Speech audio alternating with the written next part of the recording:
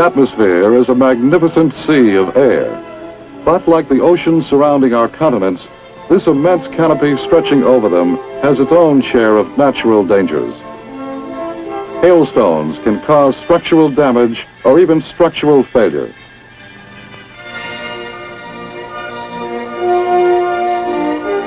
Freezing drops of water can enclose its front edges in an ever-thickening block of ice.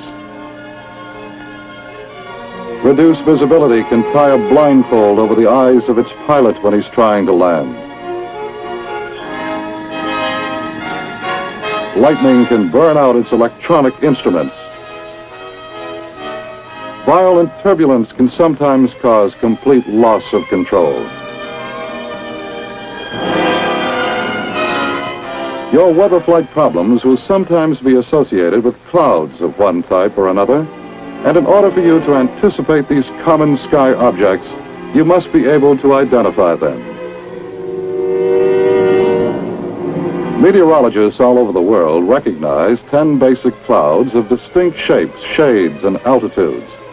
This film will identify these 10 clouds with their symbols, show their altitudes, show how, when, and where they develop, describe their principal characteristics, and discuss their flight hazards, if any.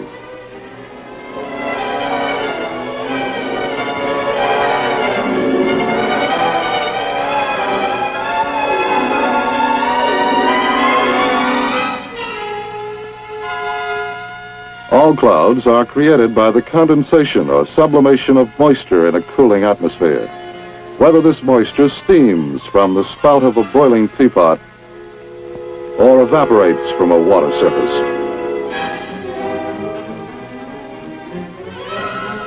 The moisture is first an invisible gas or vapor in the air.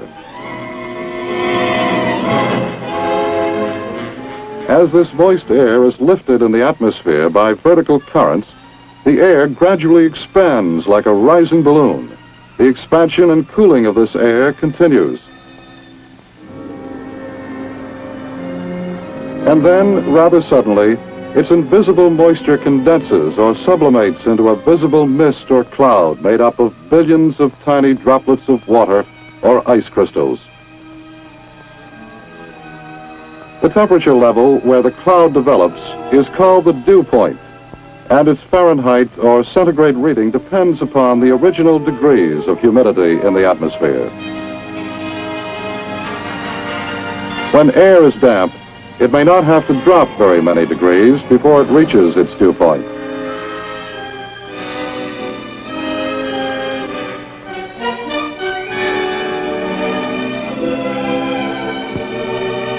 Dry air, on the other hand, may cool many degrees below freezing and not become saturated.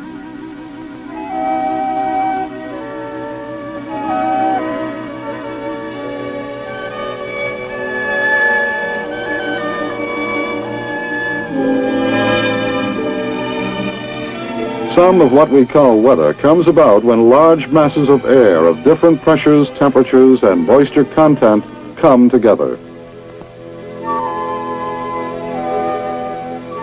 In much of the USA, for example, there is frequent conflict between warm, moist air masses coming up from the Gulf of Mexico and cold, dry air masses coming down from the Yukon and other inland regions to the northwest.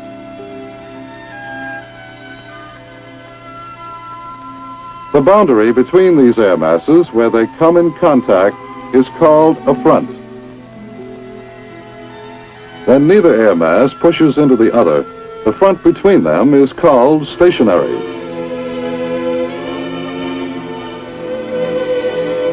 When the colder air mass retreats from the warmer, its trailing edge is called a warm front. When, however, the colder air mass pushes forward into the warmer, its leading edge is called a cold front. As a cold front advances, its greater density causes it to push in underneath the comparatively moist, warm air in its path and toss it into a sudden, upsweeping motion. As it rushes up into the sky, the moist air reaches its dew point level, then begins to condense. From this point on, it usually starts building up into the violent but beautiful thunderheads called cumulonimbus. The height of a cumulonimbus is closely governed by the altitude of the freezing level within the cloud, which is why it may rise up to as high as 50 to 60,000 feet during hot weather. And the higher it is, the more dangerous.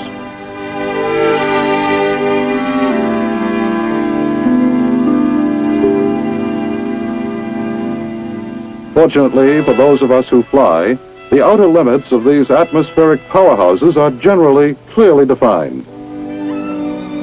The furious up and down drafts of the cumulonimbus generally lead to short but heavy cloudbursts of large, drenching raindrops directly below its forward portion. Higher up in the cloud around the freezing line, they frequently produce hail, which, if heavy enough, falls to earth.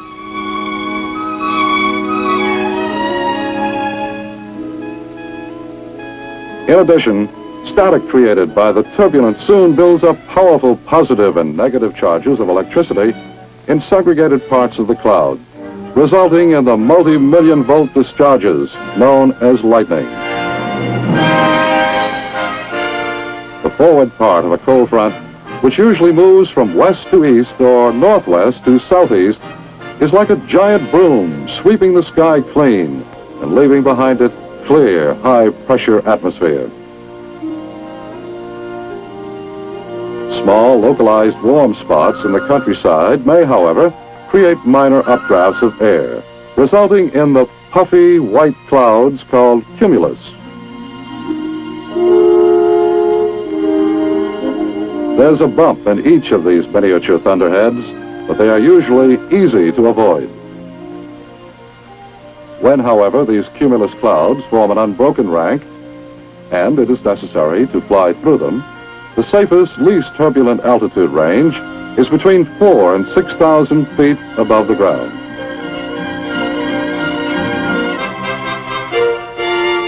Before we leave the cumulus family, we should mention that the sharply rising air currents and cauliflower clouds associated with cold fronts can also be created by air rising up the windward slopes of steep mountain ranges.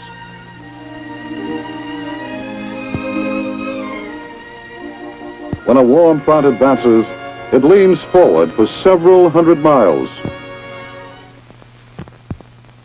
The warm air drifts up over the cooler, heavier air at a rather flat angle.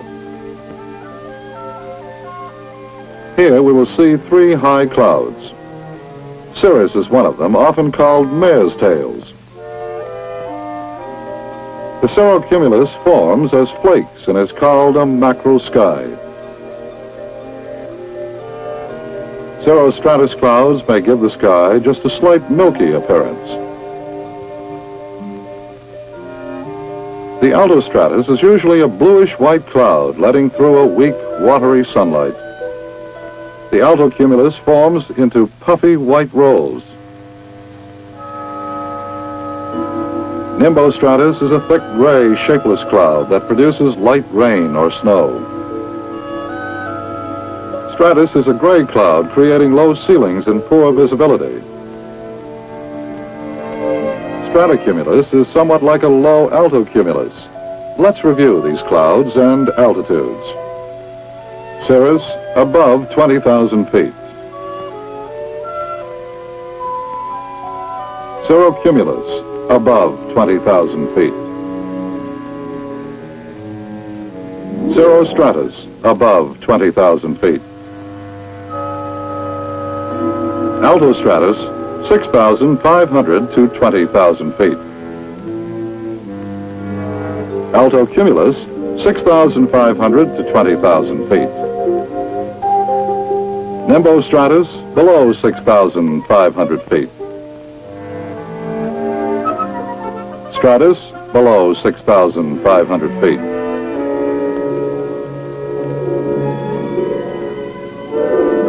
Stratocumulus, below 6,500 feet. As the warm front advances toward the north, light rain or snow begins to fall from the altostratus and nimbostratus. The evaporation of light rain will often cause saturation and condensation that will lower the ceiling. Since the stratiform cloud is composed of small water droplets, rime ice can be a serious hazard.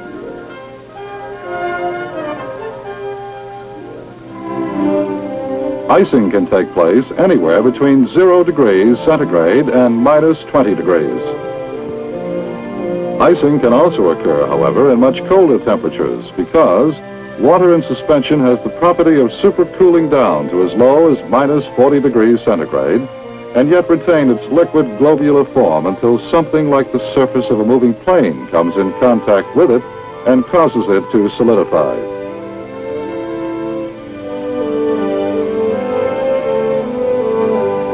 In the thinner, higher type of altostratus clouds, droplets of water can solidify on the leading edges of an aircraft without losing their globular or spherical shape, thus creating rime ice, which is granular in structure and therefore sufficiently brittle to shake off under the stress of flying.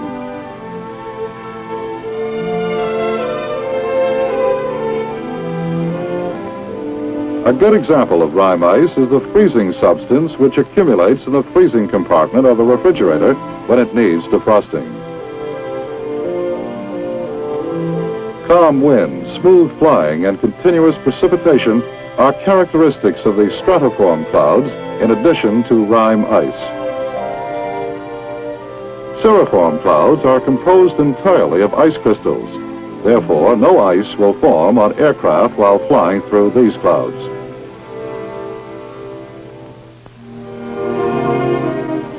The cumulonimbus can be identified by its vertical development. Altocumulus and stratocumulus have a shadow between each roll. Cumuliform clouds have turbulence within them. In this cloud, clear ice will be encountered between 0 degrees centigrade and minus 10 degrees centigrade. Rime ice will form at temperatures below minus 10 degrees centigrade. Clear ice can also form if you fly through freezing air and relatively warm rain starts falling from above. A good example of clear ice is an ice cube, which is very cohesive and difficult to break loose. So far in this film, we have related the formation of clouds to frontal conditions. Clouds also develop within air masses. When moist air flows over a warm surface, the bumpy cumuliform clouds tend to develop.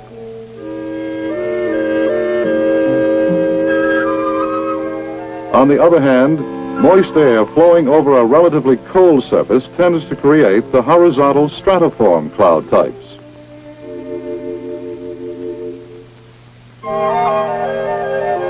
In summary, the atmosphere is an outstanding travel route with natural hazards such as severe turbulence, icing,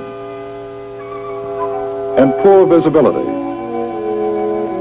or just clear skies.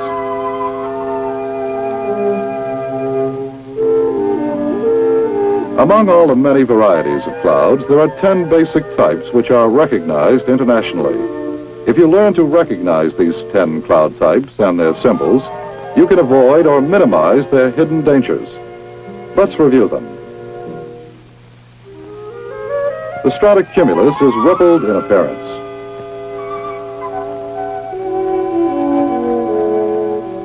The altocumulus form into puffy white rolls.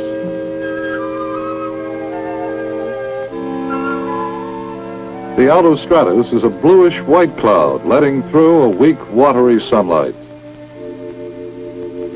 The cumulus is a vertical-type cloud with a flat base.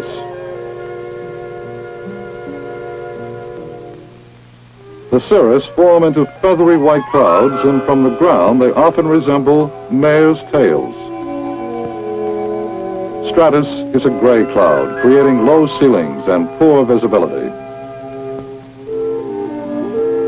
Cumulonimbus, or thunderhead, produces lightning, hail, and rain.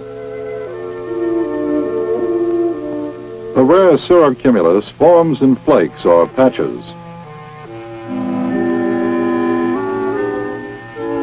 The nimbostratus is a thick, gray, shapeless cloud that brings light rain or snow. Cirrostratus may give the sky just a slight milky appearance.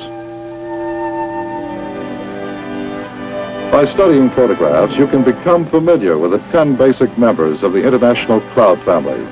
But the best way to know them is to see them with your own eyes, not only from the ground, but also from the air.